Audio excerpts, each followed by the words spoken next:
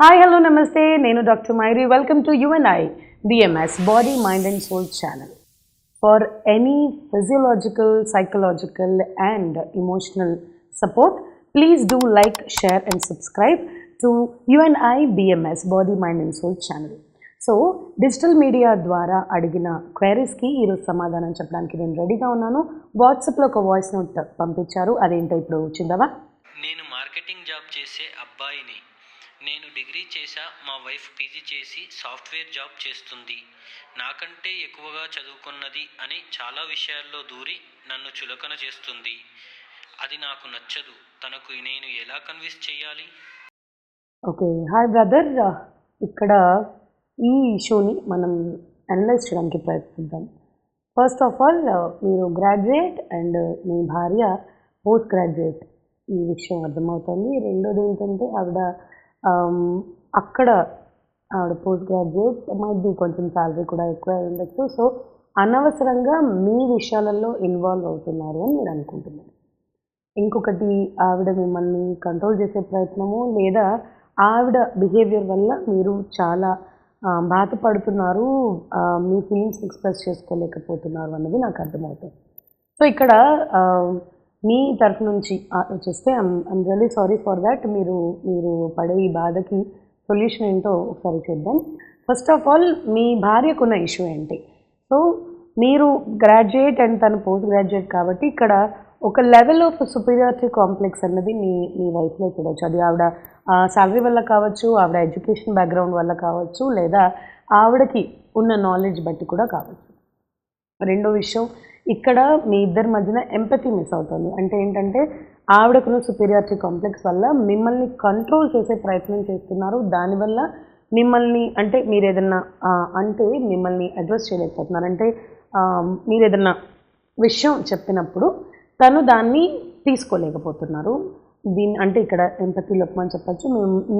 మీ క్వైరీస్ని కానీ మీ మాటల్ని కానీ ఆవిడ పట్టించుకోవట్లేదు అనే విషయం అర్థమవుతుంది. సో మీ ఆవిడని ఎలా కన్విన్స్ చేయాలి అని మీరు అడిగినప్పుడు నాకు మీ రిలేషన్ని ఎలా నిలుపుకోవాలి అన్న ఒక పాజిటివ్ దృక్పథం మీలో నాకు కనిపించింది. మీ రిలేషన్ని నిలబెట్టుకునడానికి మీరు చేసే ఈ ప్రయత్నానికి ముందుగా కంగ్రాచ్యులేషన్. సో ఇప్పుడు మనం ఏం చేయొచ్చు ఈ విషయానికి అన్నది ఆలోచిస్తే, ఫస్ట్ ఆఫ్ ఆల్ మీ భార్యకి అంటే అనుకోకుండా వచ్చిన ఆ సుపీరియారిటీ కాంప్లెక్స్ వల్ల మీ ఇద్దరి మధ్యన రిలేషన్ గ్యాప్ ఒకటి, కమ్యూనికేషన్ గ్యాప్ ఒకటి ఏర్పడుతుంది. సో ఆ గ్యాప్ని తగ్గించుకోవడానికి ఫస్ట్ ఆఫ్ ఆల్ మీరు ఆవిడకి కూర్చొని ఇండివిజువల్ కౌన్సిలింగ్ అనేది మనం ఇవ్వాలి. ఇండివిజువల్ సెషన్స్ ఎలా ఇస్తారు అంటే, ఫస్ట్ ఆఫ్ ఆల్ ఆవిడ వల్ల మీరు ఏ ప్రాబ్లం ఫేస్ చేస్తున్నారు అన్నది ఆవిడకి క్లియర్గా ఎక్స్ప్లెయిన్ చేసే ప్రయత్నం చేయండి. ఆవిడ ఏదన్నా ఇష్యూ జరుగుతున్నప్పుడు, ఏదన్నా లైక్ మీ ఆఫీస్ విషయాలు జరుగుతున్నప్పుడు సెట్ యువర్ బౌండరీస్. ఇది నా ఆఫీస్ విషయం, ఇది నేను డీల్ చేయాలి ఆర్ నేను చూసుకోవాలి, కాబట్టి ప్లీజ్ దీని నుంచి కొంచెం స్టే అవుట్ ఆఫ్ ఇట్ అన్నది చాలా అసర్టివ్ వేలో, అంటే గట్టిగా ఆవిడని అరిచేయకుండా లేదా ఆవిడ చెప్పిన మాటలకి మీరు హర్ట్ అవ్వకుండా, ఆవిడ కూడా హర్ట్ అవ్వకుండా మీరు మీ స్టేట్మెంట్స్ అనేది నేను అనుకుంటున్నాను, నేను చేయగలుగుతాను, అండ్ ఇది నా ఆఫీస్లో నా వే ఆఫ్ థింకింగ్, అంటే నేను ఎలా థింక్ చేసి మాట్లాడగలుగుతానో నేను చూసుకుంటాను. సో ప్లీజ్ నా ఆఫీస్ విషయాల వరకు మనం లెటర్స్ సెట్ అవర్ బౌండరీస్ అనే విషయం తనకి చెప్పండి. ఈ స్టేట్మెంట్స్ అన్నవి బాగా యూజ్ చేయండి, ఎందుకంటే అది మీ ఆఫీస్కి సంబంధించిన విషయాన్ని ఆవిడకి కూడా క్లారిటీగా తెలియాలి. రెండో విషయం, మీరు మాట్లాడుతున్నప్పుడు కానీ మీరు ఏదన్నా లైక్ అంటున్నప్పుడు ఒకవేళ మీకు ఆవిడ నుంచి ఆ కంట్రోలింగ్లోకి వెళ్ళిపోతున్నారు ఆవిడ, అంటే మీ మాటని పట్టించుకోకుండా లైక్ మిమ్మల్ని కంట్రోల్ చేసే ప్రయత్నం చేస్తున్నారు, డామినేట్ చేసే ప్రయత్నం చేస్తున్నారు అన్నప్పుడు ఆవిడకి అసర్టివ్ ట్రైనింగ్, అంటే ఈ అసర్టివ్ టాకింగ్ అన్నది ఆవిడకి కూడా కొంచెం చెప్పే ప్రయత్నం చేయండి.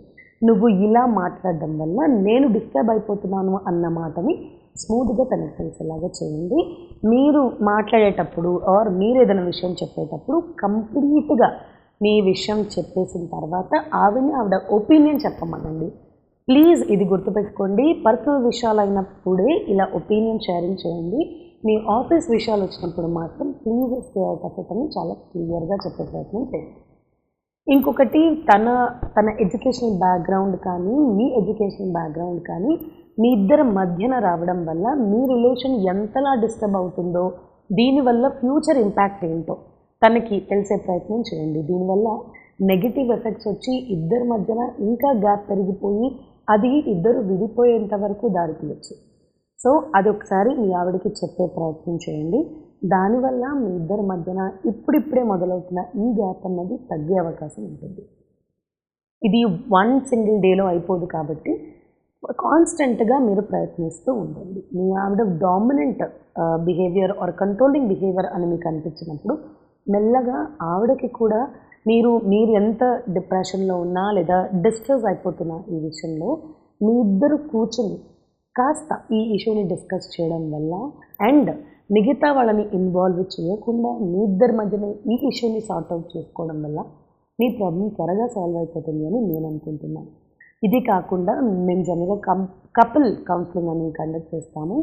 దీనిలో మీ కంపాటబిలిటీ ఎక్కడి దాకా ఉంది అనేది చెక్ చేసి దాన్ని బట్టి ఎవరు ఎలాంటి స్టేట్లో ఉన్నారు అండ్ ఎవరు ఆ డామినెన్స్ తగ్గించుకోవాలి, ఎవరు ఈ డిస్ట్రెస్నెస్ నుంచి మీరు ఎలా బయటపడాలి అనేది నేను చెప్తాను. ఇది కూడా చాలా సింపుల్ వేలో నేను ఇప్పుడు మీకు చెప్పిన సింపుల్ టిప్స్ ద్వారా మీరు కూడా చేయొచ్చు. ఇద్దరు డైలీ మార్నింగ్ వాక్కి వెళ్ళండి, అట్లీస్ట్ ఫర్ 15 minutes. కలిసి ఏదైనా పని చేయడానికి ట్రై చేయండి. లైక్ ప్లాంటేషన్ కానీ, లేకపోతే కూరగాయలు తీసుకురావడం కానీ, లేకపోతే వర్క్ని ఇద్దరు షేర్ చేసుకోవడం కానీ, ఇలాంటివి చేయడం వల్ల ఇద్దరు ఈక్వల్ అన్న ఫీలింగ్ వస్తుంది అండ్ కంట్రోల్ చెయ్యాలి అన్న ఆవిడ ఫీలింగ్ తగ్గే అవకాశం ఎక్కువ. సో ఐ థింక్ ఈ చిన్న పాయింట్స్ చేయడం వల్ల, ఈ చిన్న అమెండ్మెంట్స్ మీ లైఫ్లో తీసుకురావడం వల్ల, మీ డైలీ రొటీన్లో తీసుకురావడం వల్ల మీ ప్రాబ్లం త్వరలోనే సార్ట్అవుట్ అయిపోతుంది అనుకుంటున్నాను. All the best to you brother. And మరి ఇలాంటి సొల్యూషన్స్ మీకు కూడా కావాలనుకుంటే please stay tune to you and I Body, Mind and Soul channel. Please like, share and subscribe. This is Dr. Mayuri signing off.